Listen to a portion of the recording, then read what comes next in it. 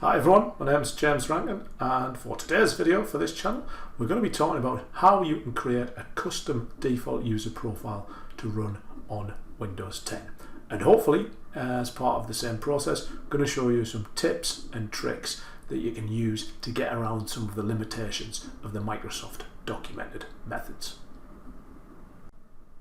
So first of all, why would you create a custom default user profile on the images that you deploy for your users? Well, quite simply, the main reason is to give yourself some sort of proper branding. This here is a bog standard Windows 10 machine. As you can see, it's got the standard Microsoft branding, standard Microsoft pinned items, things like that, and it looks fairly bland. And if you're in an enterprise or education sort of environment, you would probably want this for a user logging on for the first time to be branded in a particular way and present certain applications to them, certain pinned items, things like that, desktop backgrounds, lock screens, all that sort of stuff to look for a good corporate branding in there. So that's why people use custom default user profiles, to deliver that to every user that logs on. Now obviously you can do these things with policies as well, but the beauty of using a customized default user profile is that policies sometimes, for whatever reason, might not apply. If you've got it inside the default user profile on the device, then that means it's going to apply to every new user who logs on. So every user that logs on to that image will get that same experience delivered to them at their first logon time. Now I know I said this was for Windows 10 and we're going to demonstrate it on Windows 10, but the process that we're going to run through can equally be used on Windows Server 2016 or Server 2019 as well. So how do we go about creating a customized default user profile? Now originally in Windows 7 and earlier you could actually just use a user that already existed. You could log on, change that, and then copy it off somewhere and use it as a custom default user profile. You still can do that, but it's very fiddly. It involves a lot of changing of registry permissions, file system permissions, a lot of deleting things. And the problem is Microsoft have said for a long time that way is not supported. And even though you can get it to work now, as Windows 10 versions move along, the potential for it just completely breaking as a new update comes along is very big. So I definitely wouldn't recommend using that method anymore. We're going to use the Microsoft documented method with just a few little tweaks done ourselves to get around some of the limitations. Now the first thing that you need to do is to go to the link that's in the description of this video, because in there I've got a public Dropbox link to a couple of XML files that are going to help you out with some of the more complicated bits. So make sure you've got those downloaded first, and you should be able to see here there's a quick video of me doing the downloading. Make sure you've got that done as well. Now obviously the next stage is, because we're using the Microsoft documented way of doing this, we need a Windows 10 image, because that's how you create the default user profile. We create a new Windows 10 image and we use sysprep to copy a default user profile from the one that we create. So you need to build a Windows 10 image, whether that be enterprise or education or professional, whatever version you use. Build a new Windows 10 image. Make sure you've got all the applications installed in that image that you want to, maybe pin items for to the start menu or the taskbar, because otherwise, obviously, if they're not installed, you won't be able to pin them. But when it gets to this stage that's shown on the screen, where it's asking you for the region that you want to, go into in keyboard layout and things like that, don't click yes or select any of those. What you need to do is press Control Shift and F3. Hold down Control Shift and then press F3, and the computer will go into what's called audit mode, which is a special sort of mode of Windows that allows you to perform customizations within the image prior to doing the sysprep. So once you get into audit mode, you'll be presented with this screen which shows you that sysprep is actually prepared to run, but just click on cancel at that point. Now, what you can do at this point, I know I said you needed to have your applications installed at the image. If you can't deliver them prior to this screen, you can actually install applications now that you want to pin in there. I'm actually going to install Chrome on here now, so just give me a couple of seconds and I'll get that done. Okay, now as you can see on here, I have now installed Chrome. So anything that you want to pin, as I said, to the taskbar or the start menu, you need to make sure it's installed at this point if you haven't got it already installed in the image. And obviously it goes without saying that once we create this default user profile in this machine, you should then either copy that into your image or use this machine as the basis for the image that you're going to create, whichever way it is that you do that. So anyway, an important thing now is when we're in audit mode is to make as many customizations as you feel you need to get into line with your corporate branding. So I'm just going to make a load of changes here now. Let's first just change the desktop background out here. So just to show it's changed, let's just change it to a nice solid blue. Let's change the desktop icons around a little bit, just to show that that bit is covered. So let's add a couple in there. Let's go down to the taskbar and make some changes to that. Let's make it smaller. Let's never combine, because that's one of my pet hates, that things get combined on the taskbar. Also, select which icons appear in the notification area. I like to see most of them in there. Now, next we're going to just quickly rearrange the desktop icons, so again that we'll be able to see easily that things have changed on there. Let's throw the Chrome and Edge shortcuts in the recycle bin and empty it, because we don't want those on the desktop. We're going to pin them somewhere else. Let's unpin the default stuff from the taskbar. Let's hide task view and Cortana and search, again just to show that these things can all be changed and added to the default user profile. Let's unpin everything from start as well, and we're going to pin our own customized things on there. Now, as I said, there's not a lot currently installed on this machine besides Chrome, so let's pin Chrome to the start menu. Let's also pin a couple of Universal Windows Platform apps as well, because it's important to put those on there because they behave in a slightly different way, which we're going to see in a bit. And let's pin some things to the start menu, sorry, the taskbar as well. What can we pin? Something random. Registry editor, and let's get another UWP app on there as well. I know they're all truly awful, but let's just throw Paint 3D on there as well. Right, so we've customized that image to the amount that we've done there. Yeah, we've changed things like the background, the layout, and all sorts of other little things. As I said, you may want to go a lot further, or maybe not even that much at all.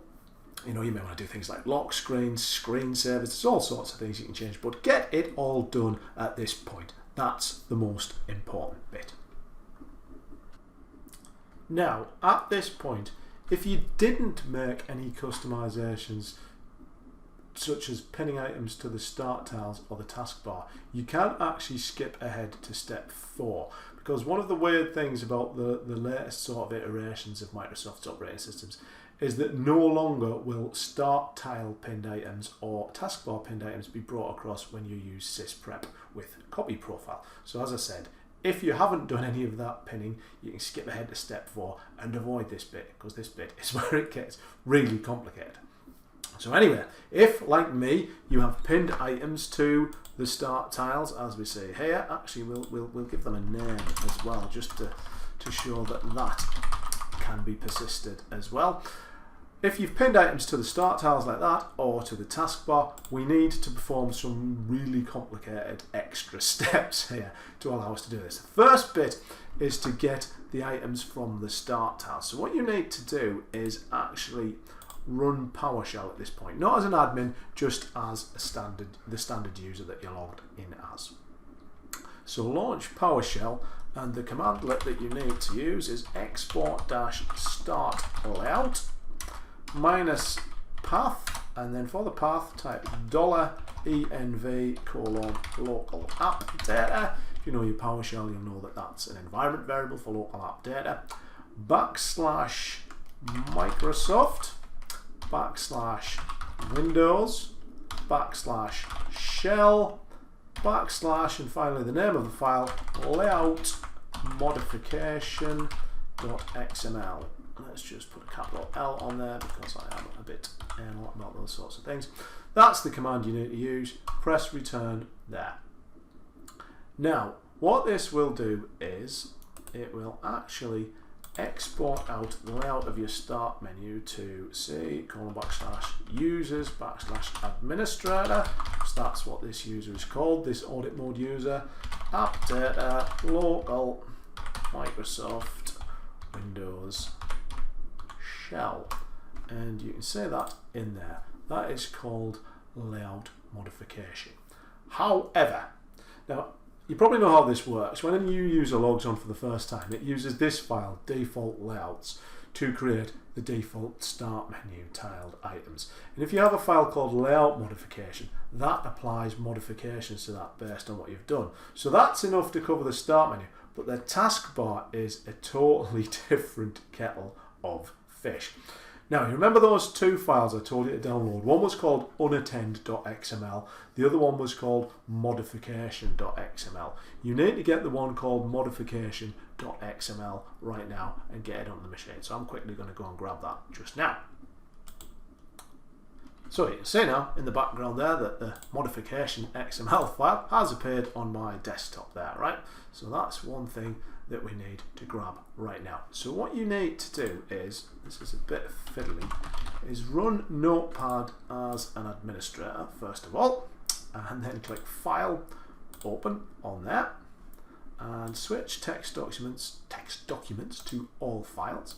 And the file name you're looking for is C:\users\administrator\appdata\local. If you just go into there, and then you can browse through to Microsoft, Windows, shell. And as long as you've got the view set to all files, say layout modification there, open that up. There's your layout modification file, right? Now, the first thing we need to do is just minimize all of this stuff and now open up, right click and edit your modification.xml file, right? So from modification.xml, you need to copy all of this. So right click, copy that kind of first set there. Go back to your layout modification file. You need to highlight the entire top row and delete that, and then paste in what you copied from the modification.xml file, right? Be very careful here, the formatting needs to be exactly right. So paste that in. So the key thing here is actually in the schema that we're kind of declaring here. It tells you that this file will do a start layout, but you actually need to get this bit added in to do a taskbar layout as well, right? So that's the first part we need to do in our layout modification file. Get that pasted in, quickly save that. However, we're not done yet. Go back to your modification file, the one that I provided you with. Now, if you look down here, after it says default layout override, you need to highlight all of this here, right? That particular set of stuff there, right? Highlight that, right click and choose copy. Now go back to your layout modification.xml file that you're editing over here, and after default layout override section at the bottom here, put the cursor to the end there, press return, and then paste in what you just copied from there. Right now, are you with me so far? Because we're not finished yet. I told you this bit was horribly complicated because what we've just pasted in there are just a bunch of apps that I did earlier. So you'll see they're listed here. These are the ones that this would pin to the taskbar, right? Component services, PowerShell, and sticky notes. Now, like I've done here, I've got some different things pinned to the taskbar, so we need to change those over. So bear with me. Save layout modification, right? Now, close modification.xml. We're done with that, and actually delete it off the desktop because we don't need that anymore, and if we leave it there it'll get brought into the default profile. I hope you're still following me here. Right, now the items you pinned to the taskbar here, now unpin them from the taskbar, but remember what they were, right? Paint 3D and Registry Editor is what we had here, so we'll unpin them from the taskbar. Now find the same files that you want to pin, right, and pin them to the start menu instead. Bear with me, I know this is absolutely ridiculous. So pin to start, Paint 3D, and the other one we had was Registry Editor. Might make sense to do this the other way around. Don't remove them first, so you've got a reference so you can see what they are. I can't remember where it was. Registry editor. Can anybody help me out here? I could just search for it, but let's have a look. Reg edit. Dear me, couldn't remember. Pin that to the start as well, right? So now you've got these two items that you want to pin to the taskbar pinned to the start. As I said, bear with me. Right, now go back to PowerShell again, right? And do the export start layout again. So export-start layout minus path. This time we're going to drop it out to a file on the desktop. So C:\users\administrator. It's always called administrator. Desktop. I'm going to call this one modification.xml as well. So that's now appeared on the desktop, right? So now, as I said, bear with me, edit this modification.xml, and you need to look down here at these things that say desktop application link path and app user model ID, right? So at this point, switch back to layout modification. Now here is the bit that does your taskbar pinned items for you, right? So Universal Windows Platform apps, those modern apps, also start with taskbar UWA. Anything that you've got that's a desktop app, a legacy app, starts with taskbar desktop app. I hope you can see where I'm going with this. So back here, copy this bit here, if I could do. It says app user model ID and everything after it up to the colon, right? Copy that, switch back to layout modification. Now get the bit that says app user model ID. This one's for sticky notes. Make sure you get it done perfectly because all the space and everything matter, and just paste that over the top. So now it's been replaced with the one from modification. Now for anything that's desktop app, you see we've got this thing here that says desktop application link path right down here, yeah. So go back to the modification one here and also grab it from the bit that says desktop application link path. So this is the one we want. Highlight all of that. As I said, I really hope you're managing to bear with me here. Told you it was a bit non-trivial.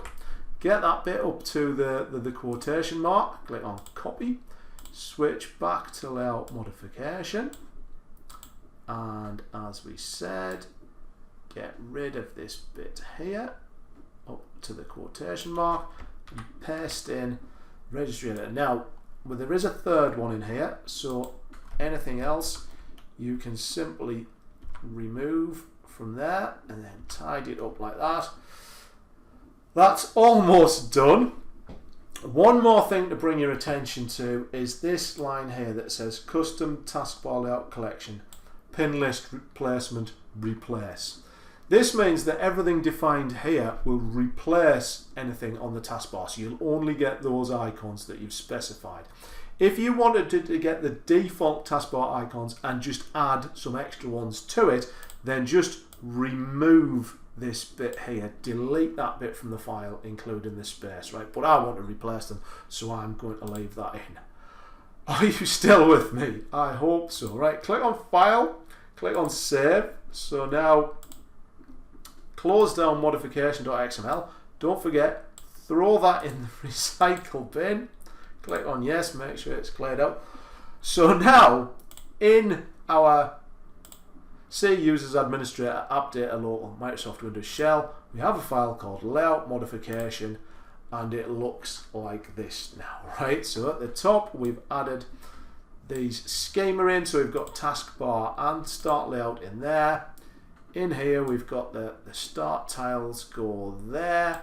We've got different entries in there for desktop applications and for UWP applications, and then down where we've got this other set custom taskbar layout collection, we've got our taskbar pin list in there. As I said, again, different for UWA apps. They start with taskbar UWA. The desktop apps start with taskbar desktop app. That is really, really, really non-trivial way of doing things, but that should be done now, and we are ready finally to move on to the sysprep phase. But you're not done with the XML files yet. No way. Microsoft love XML files these days. The other one in there was called unattend.xml, so make sure you grab that as well and get it down the machine. We're going to go and grab it now. So you can see unattend.xml has magically appeared on my desktop over here. Now, if we have a look at the unattend file, I have got a blog post somewhere that talks about how it is. But normally you don't need a lot of stuff in there. What you do need to pay attention to is you need to make sure obviously your processor architecture is correct, and I believe somewhere in this file, it's totally forgotten about, there it is.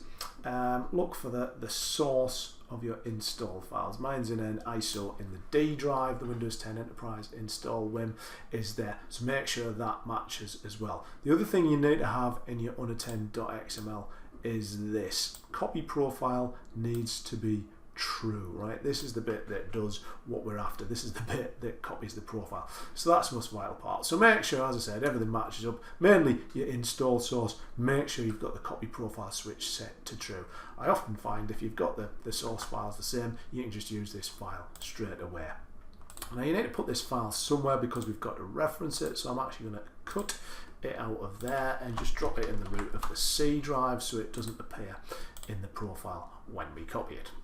Right, that's nearly everything we've had to do with XML files. So now we need to do sysprep, right? So the sysprep path is C, Windows, System32, sysprep /sysprep.exe, put a space in because we need a load of switches, / OOBE / generalize with a Z, not an S, / reboot, and then / unattend, followed by a colon, and then the path to the unattend.xml file. We just dropped in the C root, so it's C : / unattend.xml. And then you go and run this straight away now. Now, at this point, you can actually remove UWP apps from the user profile if you want, and from the image. I haven't done it in this instance, but I do have another video that shows how to do this. If you do remove them at this point, and when you run sysprep you get an error, it's usually because you've removed the provisioned app but not removed it from this user's profile. So make sure you don't just use remove-appx provisioned package. You also use remove-appx package as well. All the details are in one of my previous videos. So let's just press return there, and we should see sysprep start to run now. He says, waiting with bated breath as it fires up there. Sysprep will now go off, do all of that stuff, copy that profile to the default user profile on the machine, then it will reboot and run through the first run setup, which we'll need to do. However, there are a couple of other little bits that we'll need to do after that as well, but let's just let that complete and we'll pick it up when it has. So you should find when the machine has successfully rebooted after doing the sysprep, you'll be back at this screen again where it's in let's start with region. It's the first run setup, and this time we can actually go through with it. Just do all of the normal first run stuff.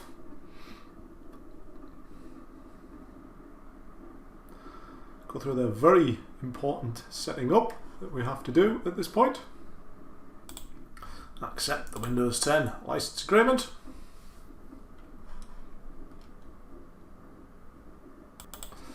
And either sign in with a Microsoft Online account or do a domain join instead, which is obviously the bit that I'm going to do. So I'm just putting the password in for the admin account and filling in all the fake answers to security questions. As you can see, I really care about these. And finally, provide all the stock answers that you would to all of these features that Microsoft wants to turn on for you.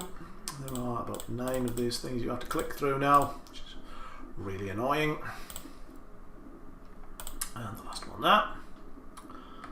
And now it should finally ask me if I want to log on. There we go, it's doing the first run setup. And we should say that I should hopefully get the default profile from that one that I just created. So our login is finished and the user has logged in, and it looks pretty much like it has inherited the default profile. We have the 2 pinned items on the taskbar there, and we should also have all of our stuff on start as well. There we go. So everything that we put in there should be there. We've got the My Applications on there, Chrome, weather, sticky notes on there, which for some reason is called Stickies by Microsoft. 2 pinned items down there, and everything else seems to be working perfectly as normal. It's looking really good. Just a couple of brief things to mention. Obviously Google Chrome has appeared on the desktop. That's because when you install Chrome it puts out a stub path that every time a new user logs in it puts a shortcut on the desktop, so you can delete that if you want. I just forgot to do it. And one final thing I would also do is if you go into this PC and in the C drive into users, and if you actually go into the default folder, which is hidden by default, and turn on hidden items and go to options and go to view and don't hide the protected operating system files, you'll just see a few bits of crap you can get rid of. These files here can be safely deleted. Get rid of those, the ones with the log and the BLF and the regtrans extensions. And also if you look in app data, what it does with the default profile as well, it tends to copy quite a lot of stuff into there, and you can get rid of some of it if you want. Now in the roaming folder I'd be a bit careful with this one because I've seen people break the start of it. You can delete that Adobe folder because that blatantly isn't required at all. You can delete local law as well because, as I said, that isn't required at all. And in the local folder there's a bunch of stuff in here you could get rid of as well. Now it's up to you at this point whether you want to delete the rest of this stuff because it's a bit fiddly. The point I'll make is that all this stuff in the app data local folder adds up to around 280 megabytes at the minute. So if you want quite a lean default profile, then you do need to get rid of it. You don't have to, but you know, you can still do it.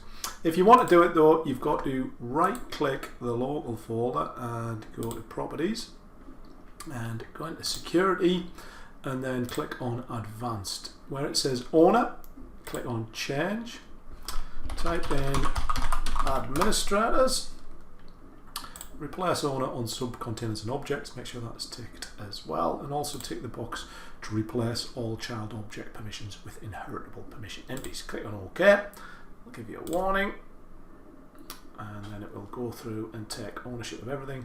Again, click on yes again to let it go through and hammer through everything. Now you should be able to go into local, highlight everything in there by pressing Ctrl A, except for Microsoft. You don't want to get rid of the Microsoft folder, so delete everything else in there. Click on yes to confirm several times. So it's deleting quite a lot of stuff there.